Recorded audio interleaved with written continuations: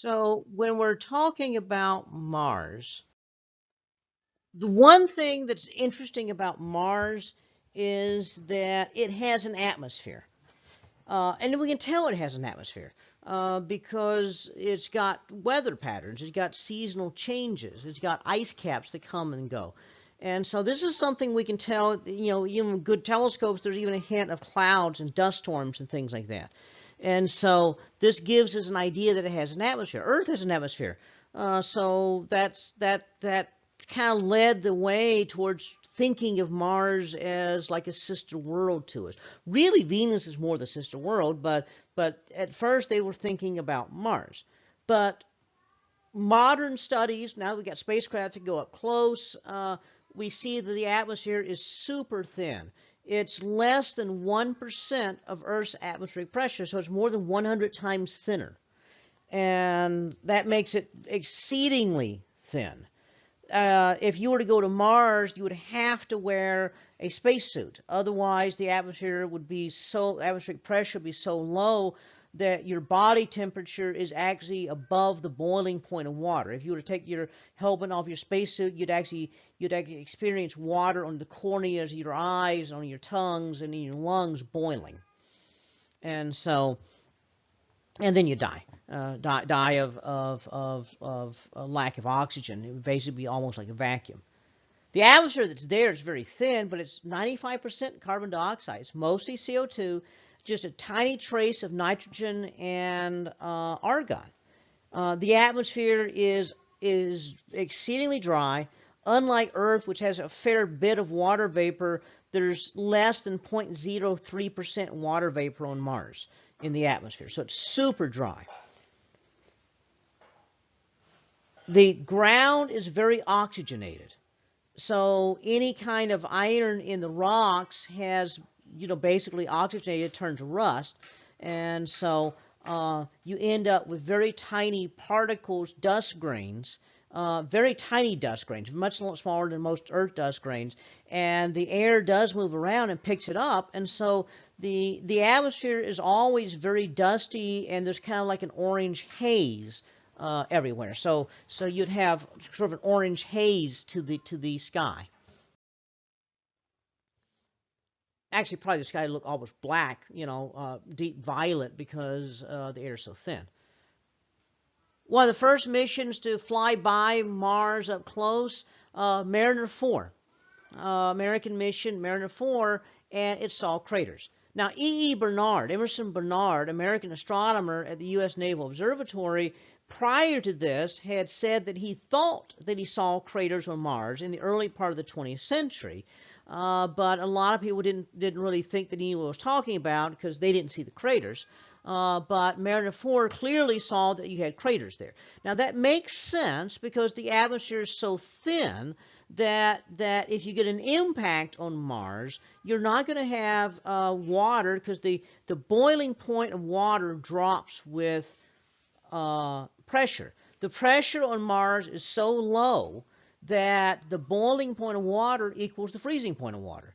So that means water is not liquid. It's either solid or a gas, kind of like carbon dioxide is on Earth. It's not a liquid, it's not a gas. To be liquid, it has to be much higher temperature. Under higher pressure, boiling point goes up. Under lower pressure, boiling point goes down. And so the pressure on Mars is so low that we don't expect liquid water. Therefore, no water erosion. The air is so thin, you don't get much wind erosion. Not much wind erosion is not the same as no wind erosion, so there's a little bit. So the craters are more filled in than the craters on the Moon or Mercury, for example. They're more rounded and less prominent than the Moon and Mars craters, because those worlds don't have an atmosphere to speak of. And Mars does at least have something that gives you at least dust blowing into the craters, and so you get a little bit of wind erosion. Mars 3 was the first attempt to land. Mars 3 actually carried a rover with it and was supposed to run around the surface. Mars 3 landed and then radioed back to Moscow that it had landed and then shut itself off. And so that was it. Mariner 9, on the other hand, 1970s arrived at Mars and was going to go into orbit around Mars and study it. Mariner 10, which eventually went to Mercury, was a backup spacecraft in case Mariner 9 didn't work. Mariner 9 worked just fine, so they had one spare spacecraft which they could then send towards Mercury. Mariner 9 went to orbit. Now, the thing is that when a spacecraft goes into orbit, it's only going to last for a certain length of time. As it was on its way to Mars, a dust storm got going. Now, Mars is interesting because when the dust storms get going, the dust storms can get really huge. And the dust storms can, in fact, cover the entire planet. No other planet has weather that crosses the equator. Mars weather does. So a dust storm can form in one hemisphere and keep growing and cross into the other hemisphere. And eventually you have a global or planet-wide dust storm. And so those dust storms can last for a very long time. And the question is, which one dies first, the dust storm or Mariner 9? Well, as I said, these dust storms can last weeks or even months, covering the entire planet. So here's an example in June of 2001. That's a picture taken by the Hubble telescope of Mars. And then by September of that year, that was the telescope. That was the same picture of the same side of Mars by the Hubble telescope. And that's, you can see the effect of a global dust storm. And the Hubble telescope has quite a lot of image processing it does to bring out subtle details, and that's why you see anything at all. I've seen Mars during a major dust storm. In fact, I saw Mars during the 2001 dust storm, and in the telescope, it looks like a completely featureless orange ball.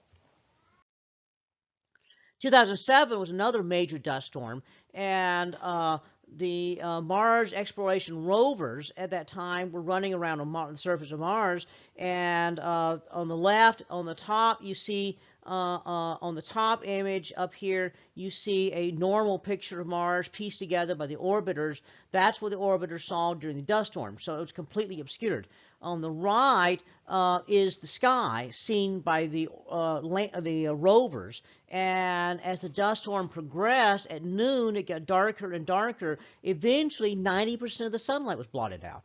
And so the solar panels, which were the only source of power for these rovers, were not providing enough power, and the batteries were gradually draining. Had they drained all the way, then that would have been the end of the rovers.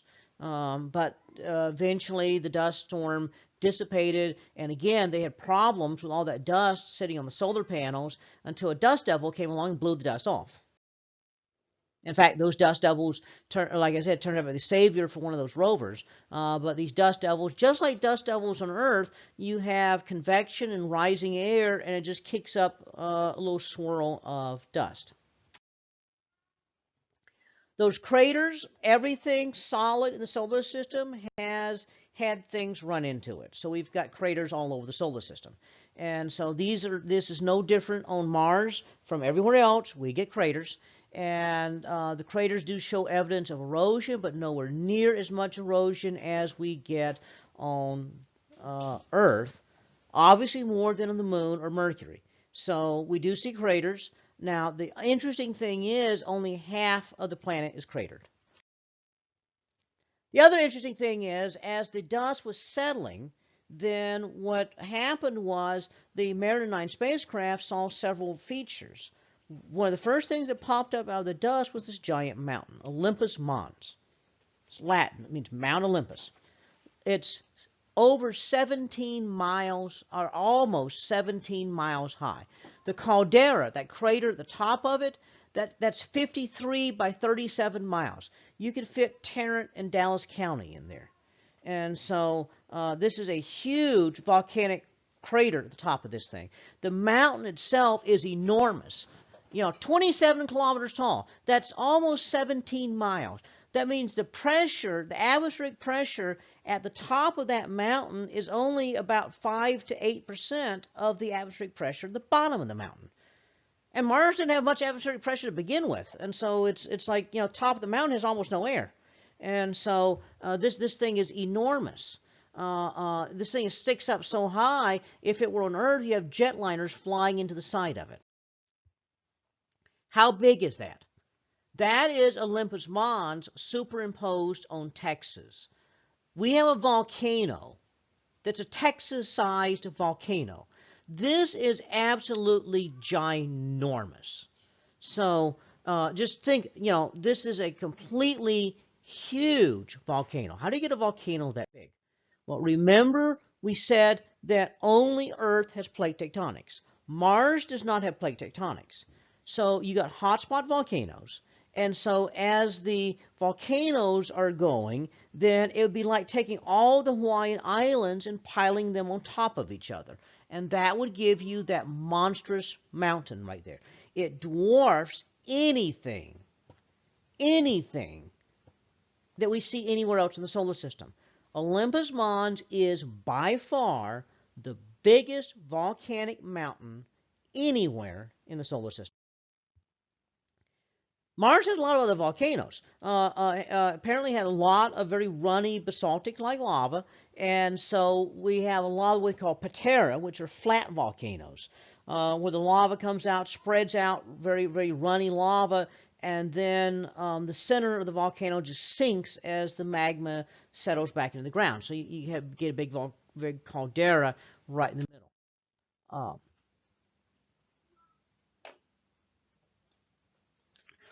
Olympus Mons is only one of several giant volcanoes that we call the Tharsis Volcanoes. And so we have several of these giant volcanoes right here. Olympus Mons is the biggest one, but there are some other volcanoes here. Each one of them dwarfs the biggest volcanic mountain or any kind of mountain that we have on Earth. So here, this would be, again, superimposing some of these volcanoes on the United States to give you an idea as to how volcanically active Mars was in its past. The other thing is these volcanoes are right next to an uplift, what we call the Tharsis Plateau. And so they're either on the plateau, some are on the plateau, or Olympus Mons right on the edge of the plateau. What's going on? This entire region of the Martian surface is pushed upwards substantially. Now, we think what happened was there's no plate tectonics on Mars, and so as the ground pushes up, it cracks upwards and pushes upwards right there and makes that big bulge. That bulge also happens to be centered on the equator. Most likely, gravitation, rotation of the planet actually changed the axis of the planet as this bulge formed and brought it to the equator. It actually changed the north and south poles so that you change the rotation axis so that the bulge will be right along the equator. Mariner 9 also saw this giant valley system right along the edge of the Tharsis bulge. Again, probably as the bulge pushed up, it cracked the surface. So this is like the one and only time you get a rift. There's no plate tectonics. But the Valles Marineris means Mariner valleys. In size, they are enormous. You could stay in the Grand Canyon just about on its end in there. Definitely run multiple Grand Canyons end to end running across the width of this. In length, it would stretch across the entire United States. So this is an enormous system right there. It is so amazing that the canyon walls are 20,000 feet high. So let that sink in. That's almost 4 miles high. Imagine standing on the rim of the canyon and you look down at an angle like 45 degrees, and 4 miles below you is the bottom of the canyon. In fact, in the widest part, the other side of the canyon is over the horizon of Mars. So that gives you an idea as to how enormous this thing is. And again, the Valles Marineris is located right along the edge of, or into the Tharsis Plateau. Again, most likely what happened here was as the ground uplifted right there, it cracked, and that gave you the Valles Marineris.